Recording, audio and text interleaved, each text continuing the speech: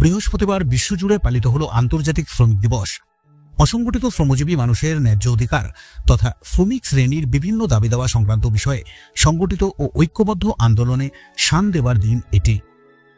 মুখ্যমন্ত্রী মমতা বন্দ্যোপাধ্যায়ের অনুপ্রেরণায় এদিন শ্রমিক দিবস উপলক্ষে স্থানীয় এলাকার শ্রমিকদের নিয়ে আগামী দিনে সংগঠনকে শক্তিশালী করবার পরিপন্থী ব্যারাকপুরের ২ নম্বর ওয়ার্ডের পৌরপিতা ডক্টর সম্রাট তপাদার। এদিন পৌরপিতা তার এলাকার শ্রমিকদের হাতে মিষ্টি তুলে দিয়ে তাদের সম্মান জানান।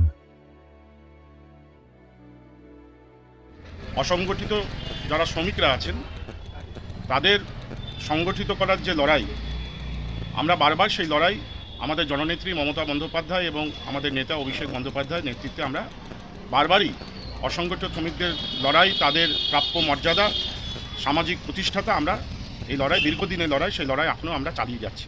২ নম্বর ওয়ার্ডের যে সমস্ত অসংগঠিত শ্রমিকরা আছেন, যারা সম্মানীয়, যারা প্রতিনিয়ত বিভিন্ন কাজের মাধ্যমে আমাদের সমাজকে সহায়তা প্রদান করেন, তাদের শ্রমের মাধ্যমে এবং তাদের অনেস্টির মাধ্যমে আমাদের সমাজকে তারা সুরক্ষতা প্রদান করেন, আমরা এই ধরনের সকল সম্মানীয় মানুষজনদের আমাদের তরফ থেকে আজকে সম্মান করলাম, তাদের আমাদের প্রণাম জানালাম। আমরা বলতে চাই যে আমরা যারা তৃণমূল কংগ্রেস করি সবসময় আমরা শ্রমজীবী মানুষদের সাথে আছি এবং সাথে থাকব। ব্যারাকপুর থেকে তপন রায়, ব্যারাকপুর টাইমস।